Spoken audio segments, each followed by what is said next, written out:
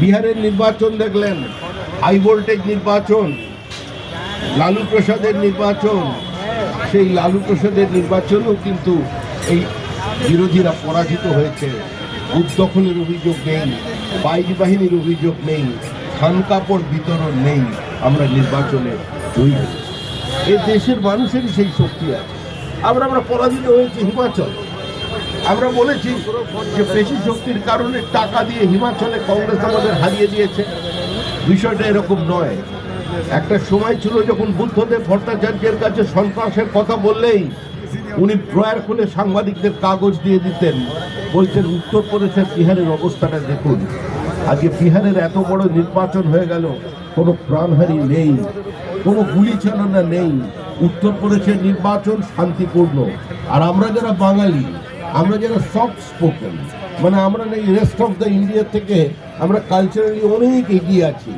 আমাদের রবীন্দ্রনাথ আছে, আমাদের বঙ্কিমচন্দ্র আছে, আমাদের শক্তি চ্যাটার্জি আছে, আমাদের এখানে জয় গোস্বামী আছে, আমাদের সুনীল গাঙ্গুলি আছে, আমাদের সব আছে, কোনোটার আমাদের অভাব নেই।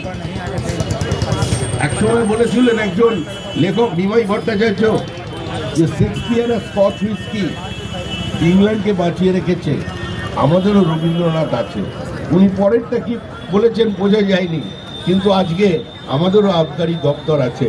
এই সরকারটা চলছে আবগারি আর লটারির ওপরে, এর বাইরে সরকারের কোনো আয় নেই। এই সরকার কেন্দ্রের প্রকল্পগুলোকে বাস্তবায়িত করতে দিচ্ছে।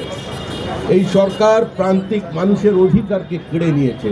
তাই আমরা এসেছি নতুন ভোটারদের অনুপ্রাণিত করতে নয়, আমরা এসেছি নতুন ভোটারের কাছে আহ্বান জানাতে যে ভোট দিতে যান, বাড়ির প্রত্যেককে সঙ্গে নিয়ে ভোট দিতে যান, যাকে ইচ্ছে তাকে ভোট দিন। বিজেপিকে ভোট দেওয়ার কথা তো আমি বলবোই, আমি তো বিজেপি। যদি মনে করেন বিজেপির বিরুদ্ধে ভোট দেবেন তাই দিন, কিন্তু ভোট দিতে চান। যেখানে আপনারা থাকবেন, প্রথমবার ভোটার হচ্ছেন, যদি কোনো বড় মাল্টি স্টোরেড বিল্ডিংয়ে থাকেন, আবাসনের প্রত্যেককে নিয়ে আসবেন। কারণ 600-র বেশি মানুষ হয়ে গেলেই নতুন বুথের সন্ধান পাওয়া যাচ্ছিল। সবাই আবেদন করেছিলেন, কিন্তু আমাদের যিনি মহানাগরিক আছেন না, খুব ভালোবাসার লোক, পাশেই থাকেন, ছোট্ট নাম ববি হাকি, উনি খুব মিষ্টি করে আপনাদের বলে দিয়েছেন সেদিনের আর বেশি দেরি নেই যেদিন 50% মানুষ উর্দু ভাষায় কথা বলবে।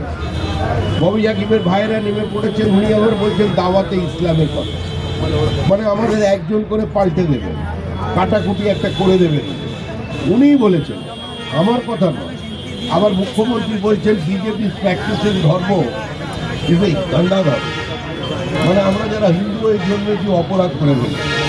চিন্তা করুন, রামকৃষ্ণ ওপরে তো চমকে উঠছে, আর রাত্রিবেলা যদি আপনি একবার যান দক্ষিণেশ্বরের পাশে গভীররাতে দেখবেন রামকৃষ্ণ কাঁদছে।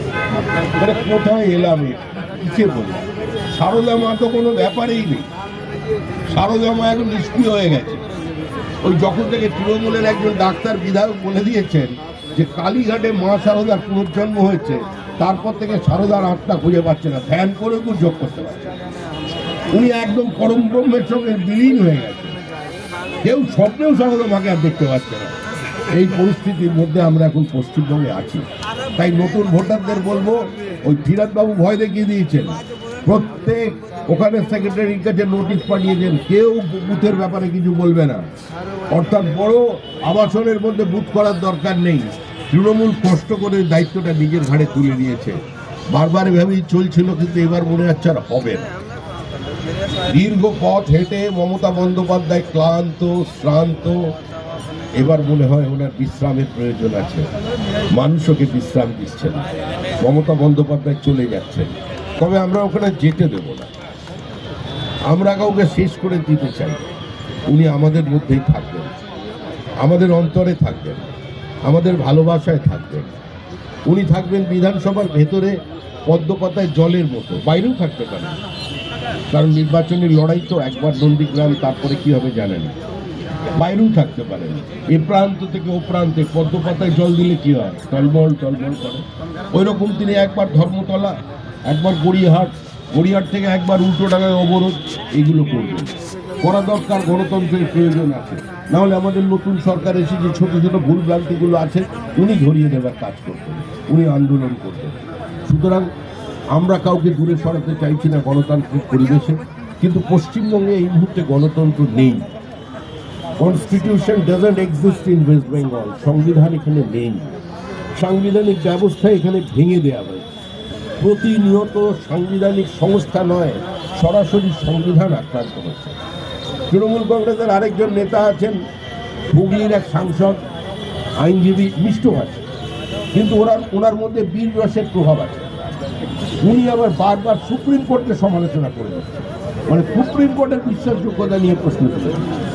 আর মুখ্যমন্ত্রী তো সরাসরি বলছেন, কখনো বলছেন প্রধানমন্ত্রী ভালো, স্বরাষ্ট্রমন্ত্রী খারাপ, আবার কখনো বলছেন এরা দুজনেই লুটেরা, কখনো আবার প্রধানমন্ত্রীকে ভালোবেসে তুই বলে ডেকে দিচ্ছে।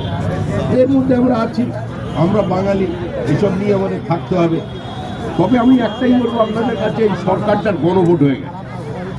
কারণ যেদিন এই জেনজি যাদের কথা বলা হচ্ছে, যাদের নিয়ে আসা হয়েছে এখানে গোলাপ ফুল দেবে বলে ইন্দ্রনীল ব্যবস্থা করেছে, এদের সব মধ্যসব বয়সের ছেলেমেয়েরা ওই মেসিকে দেখতে গিয়েছিল।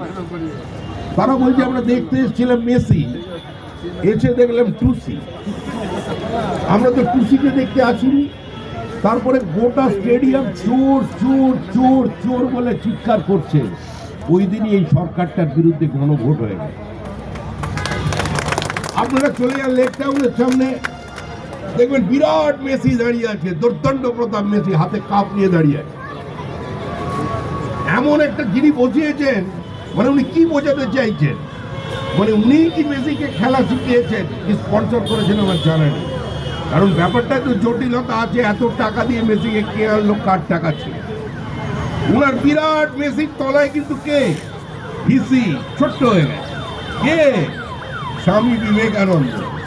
ওপরে মেসি, নিচে ভিসি। এই হচ্ছে তৃণমূল কংগ্রেস।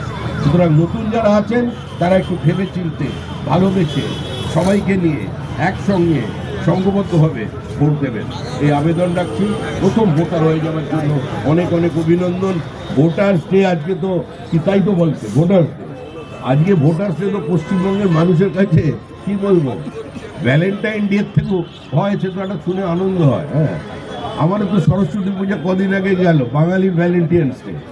হ্যাঁ, তা আমাদের দুর্গা পুজো হয়, এত আলো, এত রং, এত রঙিন কাপড়, প্রথম দেখা, প্রথম প্রেমে পড়া। আর তার সঙ্গেই হচ্ছে এবারের ভোটার, নতুন ভোটার। এ তো এখন ভোট শুনলেই আতঙ্কিত হয়ে যায়। এই আতঙ্কের পরিবেশের মধ্যেই আমরা নতুন ভোটারদের ডাকছি, তাদের শুভেচ্ছা জানাচ্ছি। আর এটা বলছি, বিজেপিকে ভোট দিতেই হবে সেই জন্য আপনাকে ডাকা হয়নি। আপনি ভোটটা দিতে যাবেন, ভোটের ওপর, ব্যবস্থার উপরে আস্থা রাখবেন, না রেখে কোনো লাভ নেই।